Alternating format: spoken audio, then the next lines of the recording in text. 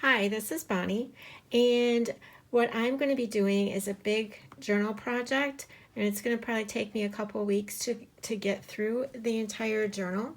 But I thought maybe if you'd like to craft along with me, I would let you know what I'm using, and then maybe you can even work ahead if you want to do it, or you can just make your own plain journal and go ahead and still use the ideas that I'm going to show you with this journal. So Fairy Stamper has this die, and it's Miss P Loves, and it's by Paula from the craft store, and or actually she's Create and Craft now, and that's where I first saw this. One of my friends, Julia, made one of these, and I wanted to get this die, and it's just taken me a while to be able to really use it. So today I'm going to start, and I'm going to tell you some of the things that I did in making it. Everything you see here on the cover is what is in this die, and I don't know, yeah, it says 12 dies. So I'm going to go ahead and show you some of those dies really quick. This is the piece, so you're going to have a fairly large, I should really measure it, fairly large die cutting machine. It basically measures, let's see, the largest part, about 6.5 inches. The length is usually not too much of a deal, but it can be. And that's about 10, well, no, not quite 10. Well, close to 10 or 9.5, I would say, the longest part. It's kind of hard because it's a little bit odd shaped for me to measure. But at any rate, I used my larger die cutting machine, and this works great. This is the main piece. And then to make the, I want to say the binding, or the part of the journal to keep the pages together, you need this piece. And if you want, and I'll show you how that comes together too. Then you also get to choose a way, I kind of like, because it looks like a key, I kind of call these a key.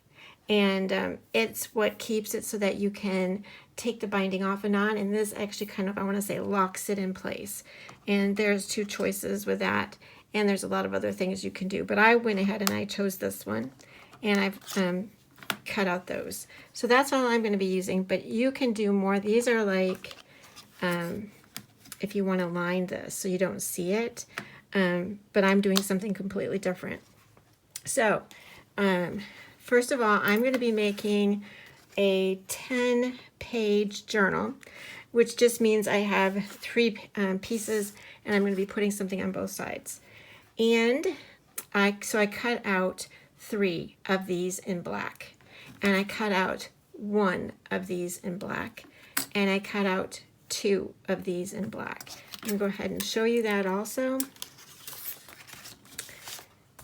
So I actually have my pages numbered because you can flip them back and forth, which makes them really kind of fun. So these are the 3 pieces. They're all the same. Let me just show you. They're all the same. Actually, there we go. They're all the same. It just depends on how you want to put your journal together. And I wanted mine to be a little bit more creative. So in this case, that's going to be my first page. And that's going to be my second page, and not really second page, but second piece. And then this will be my third. So when you slide them all together, you can see that cutout in the center. That's where our binding is going to go. And it's kind of like, again, I can't line that up without putting that all together. Hold on. It goes together easy. It's just trying to see the holes here. Okay. I'm not showing this. There we go. It does come together. And so you can see how all the pages are different heights and go in all different directions. That's how you put your journal together. You can make it go a completely different way. I even flip them around the other way. So say, for instance, just so that it makes sense to you, you can see how my pieces are. So when you cut it out, it's like this, right? Okay, it's like this. All right, so if I want a second piece, I'm not trying to confuse you. I'm trying to show you what I'm trying to say. See, now that's not the same, right? So what you can do is you can flip them at any direction you want to. And that's what I'm doing. So I'm going to do this again so you can see the directions, and you can change it around so that you can look at my video. That's going to be the first one. This will be my cover. This will be my last page. That will be my back cover. Okay? Whoops. I've got them numbered so I know exactly what I'm doing. So then this is the second one, so you can see the direction that it's going in. Okay? And that's going to go right on top of here. So that means that's my first page, that's my second page, and that will be my third page. Now to make my fourth page, because I'm adding another page to it, it's going to be this shape, okay? And so that again is my third page, my fourth page, my fifth page. Now we can go through the whole book. My sixth page, my seventh page, my eighth page, my ninth page, my 10th page, and my back cover. And then my book will come together and it'll be all creative like that. I just love it. So today, as I showed you already, all the pieces, this is how it's going to come together. And I wanted to show you how easy this is to put together. You can see that there's score lines. So you're going to fold it on the score line, right? And then it's going to go like this. It's almost like a butterfly. Okay? And basically what that's going to do is you're going to feed that through. This is going to be on the inside. You're going to feed that through. And the reason there's another crease is if you need to make it, your album, a little bit bigger, you have another crease yet there to make it even bigger. So then it can go together just like that. That's going to hold your book together. How? Do you see that little part there in this? Well, maybe you can't. Hold on. It's black. There's an opening right there. If I used a different color, you probably would have seen it better. Anyway, let me get my key. That's what I'm calling my key. And there is really literally a little hole right there, because I showed you how I folded it in half. And that's going to slide right in there. And that's going to keep it locked. I'm going to show you that again. It slides right in there, in between there. And it's going to keep, whoops, if I get that up. And it's going to keep it locked. Just like that. And that's going to be my book. Now what keeps it in there, obviously, is this being glued down. You can see how that goes. It's really cool. I think I'm supposed to put that key thing the other way. Hold on. Because I don't want to get it bent up every time I open and close it. Okay, so I'm just sliding that in there. It's really a genius way to make a journal. And then you can just keep adding to it. So what I'm going to be doing, it's going to be more of a permanent journal. And that's going to be, like I said, my cover right there.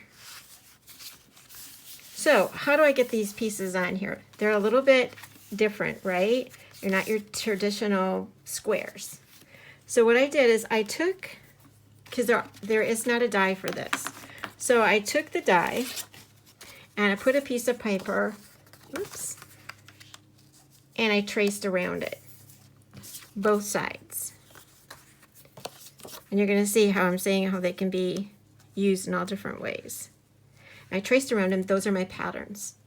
Now I have a pattern for each page. Now the deal is, because I decided to make it a little bit more complicated, you can make it easier if you want, is each page is different. So if you have a patterned paper and you want it to be a certain way, you need to line this up first. All right? Get out your piece of paper, any paper. I want to find one with more of a design so you understand what I'm saying. Okay, this is a good one. All right, say for instance I want this to be straight, right? Well, if I just cut this out according to that edge, it will not be. What you always have to remember, I know this is a lot of instruction at one time, is that wherever it is bound, which will be this part, that needs to be parallel to your design. So if I was going to be cutting it out of this one, I could line it right up on that if I wanted to. However, I have a design. I want it to be straight. So, well, that could work. But this is what you do.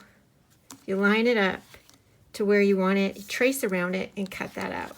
Now, I did that for each one of these pages. This is going to be my cover, and that is what we're going to work on today. Let me get a little closer now. And that will be what we work on. But I want to show you each page and how it would work out. This is page 1 and 2. And I'll show you what I mean by how you have to cut them out. Now, this is just taped here together so I know which page goes where. But that would be my page 1 and 2. I've cut out 3 and 4. And you can see how you can stamp on these. Make your own designs. And this is 5 and 6.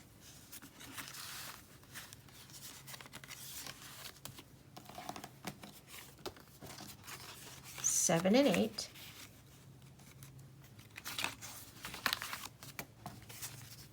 Nine and 10. So I have showed you how we're going to put this together. And that right there, just trying to instruct you, it's going to take a little bit of time, was about 12 minutes. So I'm going to go ahead and get together the cover so that we can actually make something today. And then for the next couple of weeks, I'm going to go ahead and do a couple pages a week. All right, I'm going to get that all set up. Okay, so before I get started, I do want to show you how I cut out 2 pieces because I want my key to be a little bit more substantial.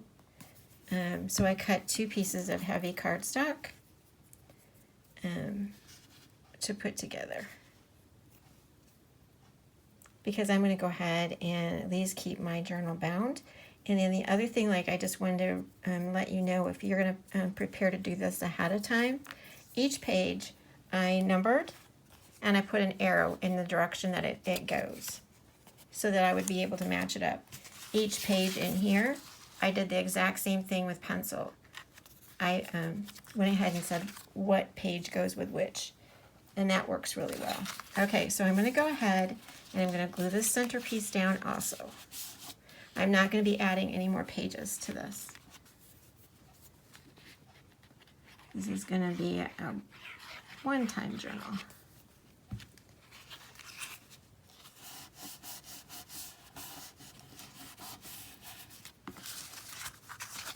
I'm going to go ahead and do this side.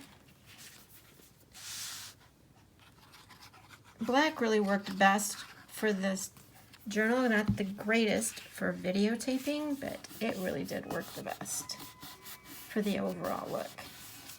Alright, so you can see that I glued that piece down.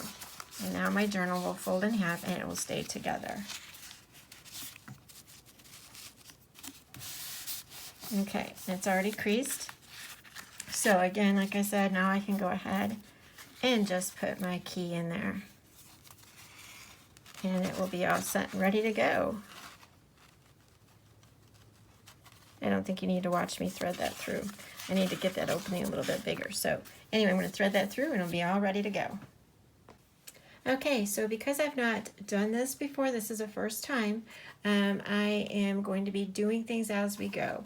And I have decided that I am going to be using the Fairy Hugs Tree Castle, and Fairy Hugs new die, one of the newer dies, is Magical Hollow. It makes a great design on your card when you're stamping. So for this, I'm just going to stamp it in VersaFine Claire Nocturne. And I also put down a little piece of masking, I guess it's called Masking Magic. And so that I don't have the full trunk of this castle on the cover. And of course I always get this at the side of my, whoops, my inking. There we go. Don't need any more extra black. All right, and I've gotten a new tool which looks to me like an air hockey handle. And it seems to help a little bit. I really like it. And let's see how that goes. All right, it's coming up just a little bit. I need my tool. Should have put a magnet down here and I did not. But that worked great. It's exactly, I think I'm going to do just a little bit more because I can see I do like the details. So if I put a little bit too much ink, I don't like that. Just a little bit right there. Okay.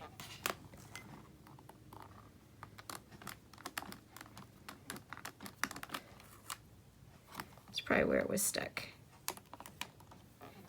Yeah. It got a little bit blurred, but it'll be good. I'll get that to work. For the most part, that part's going to be a little bit covered up with the with my dye.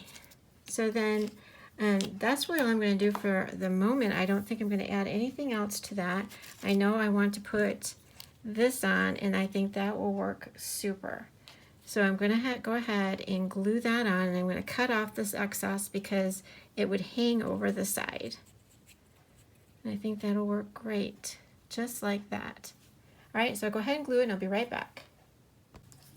Okay, so I've got that all glued on the way I wanted to, and I'm going to cut this excess off because I want it to be, I don't want it to overhang. And that is how that's gonna, the front is gonna go. I was trying to see if I could add a little bit more to that, and I think I could if I liked that, but I don't know that I do.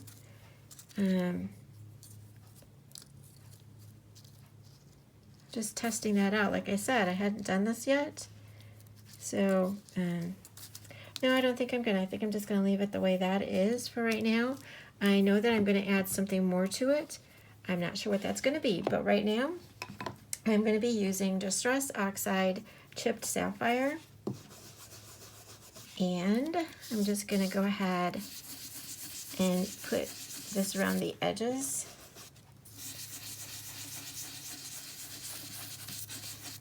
I am sure I am going to be needing another chipped sapphire. It's starting to dry out, and I found that by re-inking, mine got, I don't know how I did it. I think I waited too long to refill. Let's just put it that way. So anyway, I really like how this brings in a little bit of drama, if you want to call it that.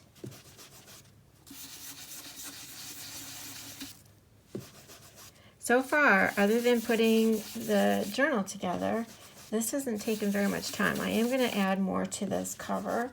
And I will probably, I was going to say I was going to show you at the beginning of the next video what I added on to it, but I think if I figure that out, I'm going to go ahead and just add that to this video.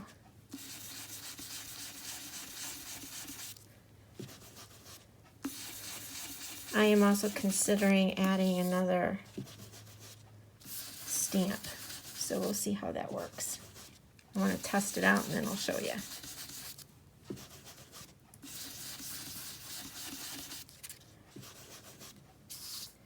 I have to be careful that one's not completely glued down.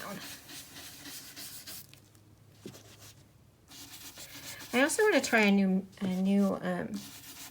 technique too. I'm going to give that a try because I really like this. I'm going to add, I am sure, I'm going to add Collage Medium to the top of this so that I can come back in with some Tim Holtz crayons because I want to add a little bit more to this cover.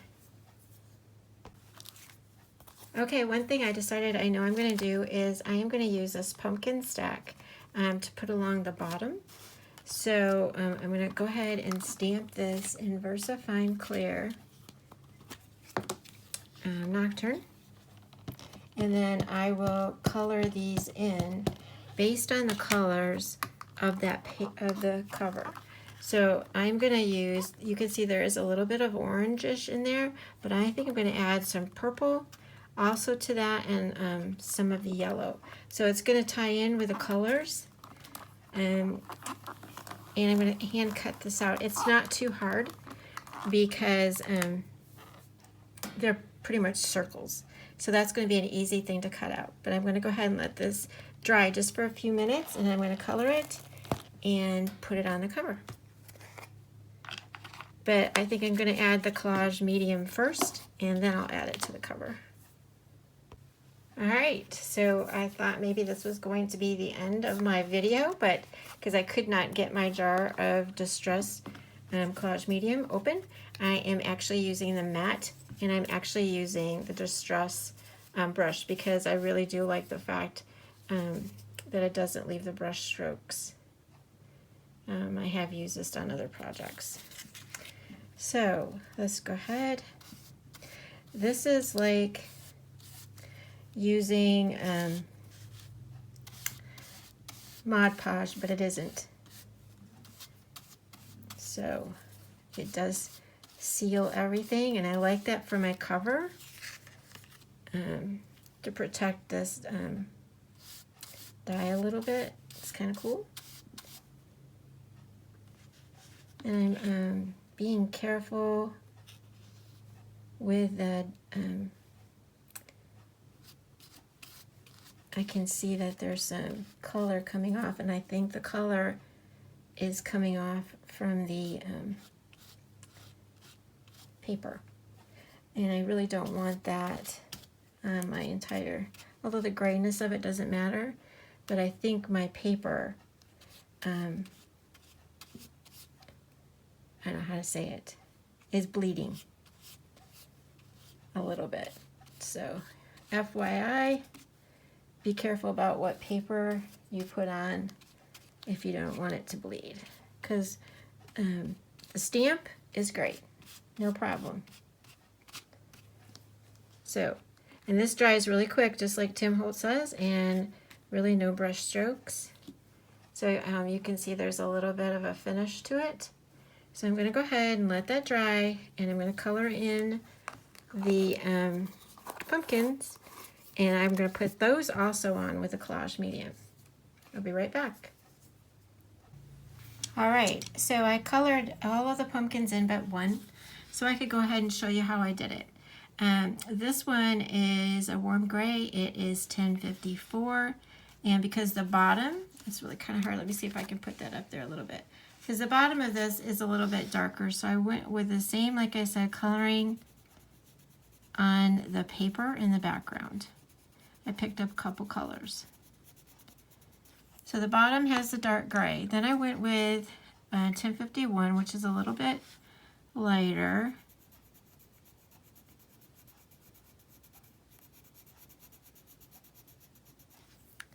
And then what I did is I went with a purple, and this is lavender, and it is 934.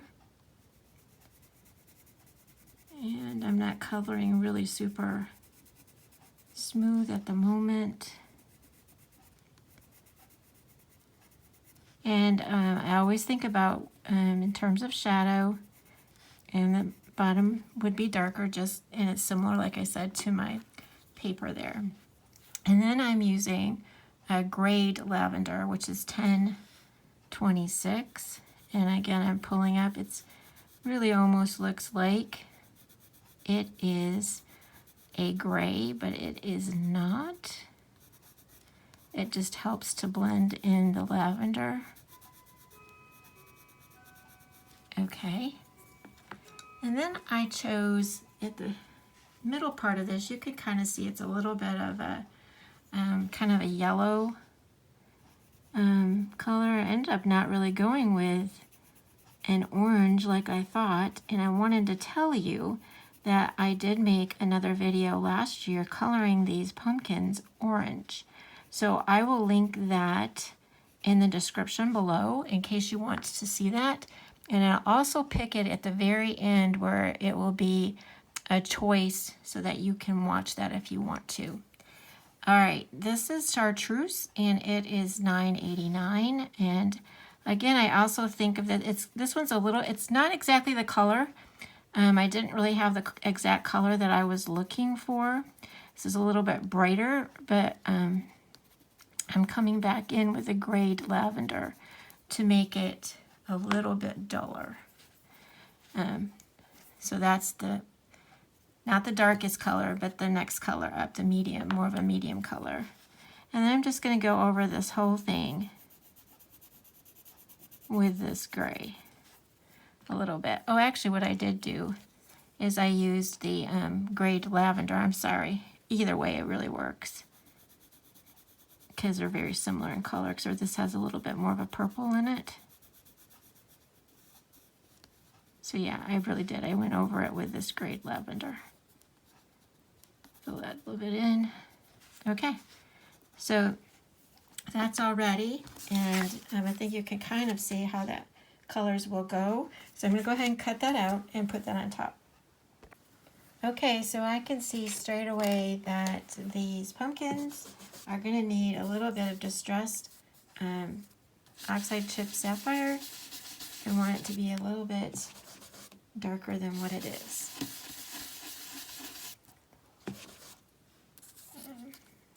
So that it kind of like blend, I don't know how to explain it. I want it to blend in a little bit more with the background. And I think that will help make that work. So I'll be able to put that on and it blends in color-wise. Okay. So I gotta make sure I keep this lined up straight, otherwise they will totally look crooked in the journal. So yeah, I need to make sure I get those on straight to the side. And I am going to go ahead and totally, usually I use like double-sided tape, foam tape. But like I said, this time I really am, looks like I got a little black dot in there. And I'm going to use a collage medium. And I'm going to use it like a glue. Okay. And like I said, I want to make sure that that's lined up straight that way. And I don't want to cover up too much, but I do want to get as much of the pumpkins on there as I can. I think that works. I think looking at it, I think that works. Like I said, just trying to make sure I keep that straight with the side. And I think that'll work. Let me get the book, because I want to take a look, just to make sure before it dries too quickly. That's what we want. I think so. I think that looks good. So I'm going to let that dry a little bit here. I'm going to put some more collage medium on top of that too, just to seal that on. Try to avoid a little bit of this cardstock.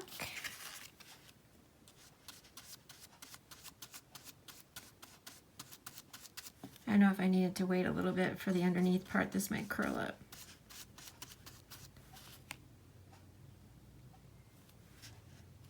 Go over that part last.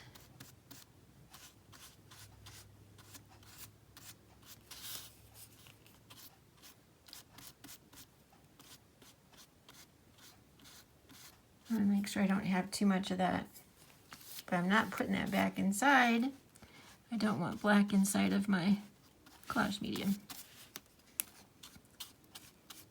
All right, now we're going to need to let that dry and see where we're going to go from there.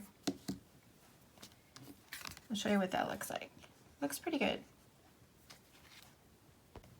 Okay, so I told you I'm going to try some of the distressed crayons from Tim Holtz, And these were, I think, last year's crayons that came out. This one's called Hocus Pocus, and it's got a little bit of a pearl look to it when you use it. I'm going to turn my other light on, see if that helps a little bit.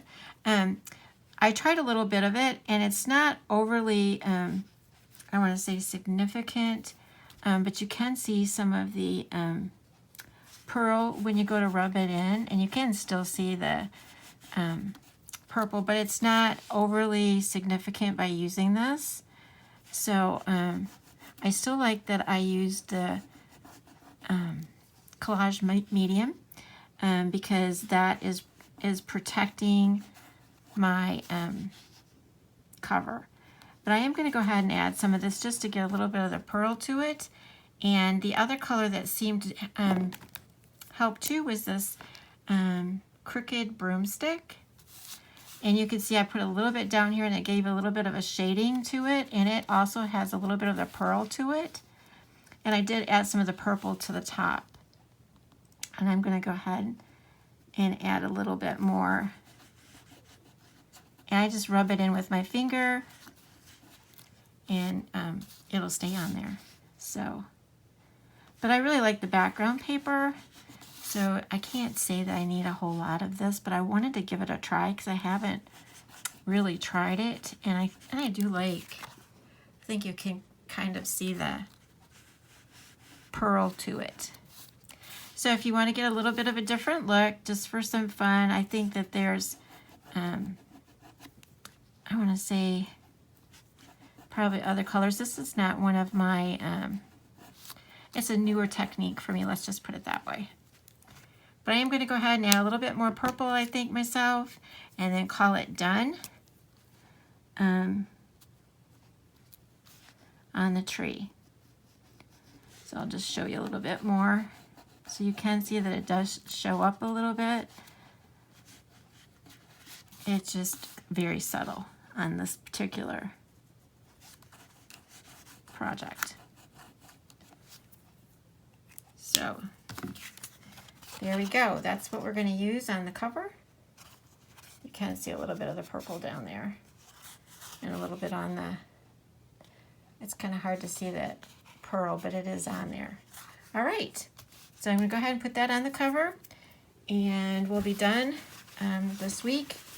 And like I said, stop by because I am going to be making some pages. I have, I think, 10 more pages to go, and they're all going to be different. They're going to have the basic. I use, oh, just a minute, I want to show you this.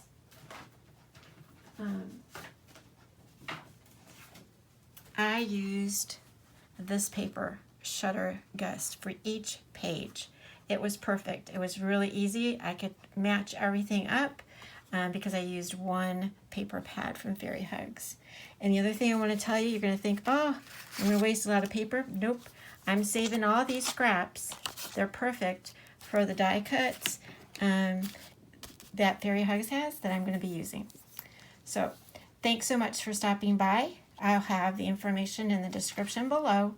And don't forget that I'm going to make some more pages for the book.